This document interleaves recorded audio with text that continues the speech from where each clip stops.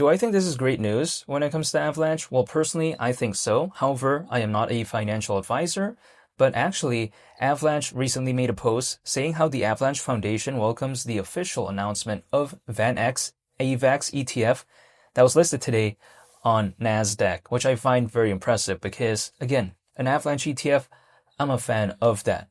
Now, people may be thinking, though, well, what's going on with the price? Why is AVAX still around 17 times lower than $200? And also at the same time, despite this news, basically, why isn't it doing much? My response is this. Take a look at, for instance, the Ethereum ETF, the Bitcoin ETF. Way more popular, way more massive, way more recognizable than something like Avalanche, and also especially this ETF. This isn't even compared to that, but are they having a pullback? Is Bitcoin and Ethereum, again, having a pullback? Yes, they are. So if they're having a pullback, what, suddenly Avalanche is just going to have its own independent rally for no reason? It could happen in some cases for a microcap, especially at a time like right now, but this isn't a microcap, right? It's a pretty massive project. You know, actually, when it comes to Avalanche, in terms of market cap ranking in the world, AVAX, right? It's currently ranked number 23rd within this space. It takes a lot of volume to do something. But we're not during an altcoin season anyways. But I think stuff like this could hypothetically matter later on because it just creates more of a reputation, right? For something like Avalanche. I think it's becoming more recognized as one of the premier layer one blockchains out there. Because I think that, you know, had there not been the Bitcoin ETF, the Ethereum ETF, I don't think it would have been as popular. So I think when it comes to Avalanche, sure, this is not going to make it more popular than something like Ethereum or Bitcoin ever. It's just never going to do that. However, if it can maybe compete later on with Cardano or like a Solana or like a BNB chain in terms of maybe kind of closing that gap, why not? I don't think it's a bad thing. So I think this right here, I would actually consider it to be great news considering Avalanche in terms of its presence right now, because it's not the most popular, but I think this right here could maybe help moving forward. And stuff like this sometimes doesn't showcase it right now, but I think it could matter later on, especially if hypothetically there is an altcoin season. The thing is this as well. People like to tell me that no one really cares about Avalanche because there's way too many alternatives. But in my perspective, if I take a look back in 2021, it wasn't like there was drastically such a new amount of good competitors that came out when it comes to layer one blockchains if we fast forward to right now, right? Like, for instance, the core group of layer one blockchains like Cardano, Solana, we take a look at Ethereum and all this, they were around back then, but they're still kind of the popular ones right now. So it's not like Avalanche suddenly had way more competition in terms of the ones that can actually compete. It has a lot of competitors in general, but it doesn't really have that many that can, I think, really stand toe-to-toe with it, so to speak, in terms of the fundamentals. The thing about AVAX is this, though. When it comes to the hypothetical idea of $200, the market cap at that point, considering current circulating supply, would be around 86 billion. That's not a groundbreaking figure, by the way. It may sound like kind of a massive amount in and of itself, but if I take a look at, for instance, Dogecoin reaching over 80 billion in terms of market cap back in 2021, and the way you take a look at it is what's better fundamentally, Dogecoin or Avalanche? Personally, for me, I would much prefer something like Avalanche. Now, granted though, Dogecoin has more of a kind of fun vibe. It's more unique. It's more kind of exciting sometimes. But if I take a look at Avalanche purely as a layer one blockchain, is hypothetically around a 86 billion market cap for AVAX too much to ask for if there is a actual altcoin season during this cycle? I wouldn't probably think about it that way because if I take a look at it, back in the peak of the 2021 cycle, there was around 300 million owners. Right now, we have pretty much double, right? There's over 600 million. And have we seen an altcoin season? No, we haven't. So if we actually see an altcoin season this time around, and the keyword is if, right?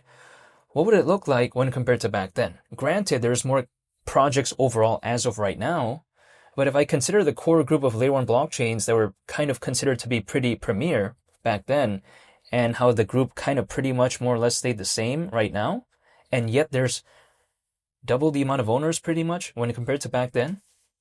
This is why I have not ignored something like AVAX. I'm just still focused on it. I'm not telling anyone to do anything though, but personally for me, as of right now, if I take a look at it, AVAX has showed some moments of brilliance, like for instance, especially in 2024, kind of early on and also near the end of 2024, but that could be said for a bunch of altcoins as well. But the thing is this, when I take a look at AVAX, let's say for instance, back in 2021, at one point the market cap was around 30 billion, right? And again, at $200, market cap would be around 86 billion considering current circulating supply, but actually again, back then there was way less owners. So is that something so ridiculous? I don't know if I would think about it that way.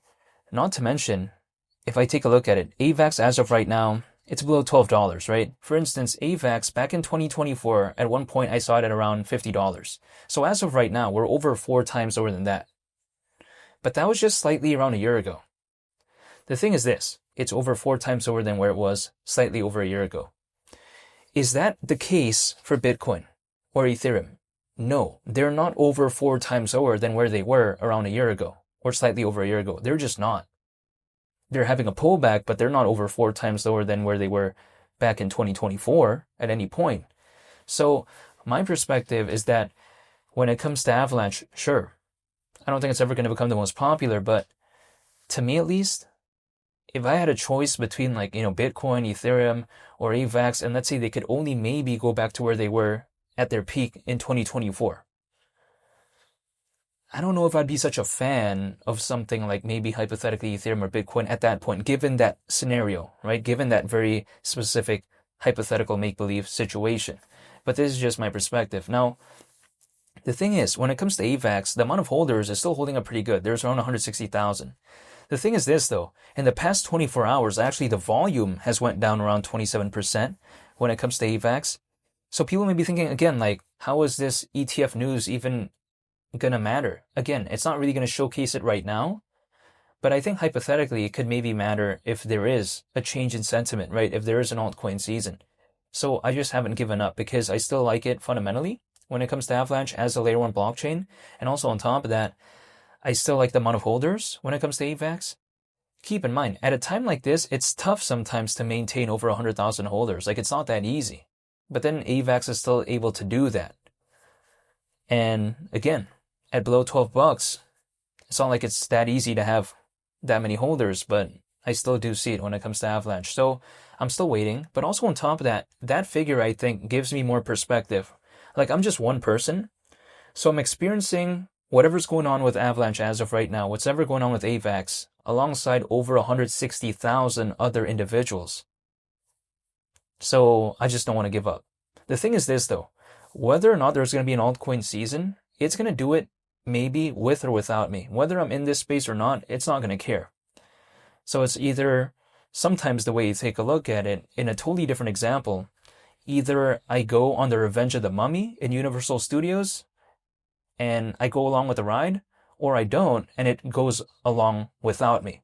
Like, the thing is this, the roller coaster, so to speak, is going to do its thing with or without me. So that's why I like to stay waiting, hypothetically, maybe just in case in some situations, but the keyword is just in case, right? It doesn't mean anything could hypothetically happen. No, right? I'm just waiting, that's it. I can't control anything. I'm just a spectator, but I'm holding at the same time, so yeah, I'm just waiting. That's pretty much about it. But personally, I am dollar cost averaging once a month into the projects that I'm a fan of, but that's pretty much about it. However, nothing I say is financial advice, and I'm not telling anyone to do anything. I want to say thank you for watching, and I hope you all have a very nice day. It's Lee the Captain, and I'll see y'all on the next video. I'm out. Peace. Bye.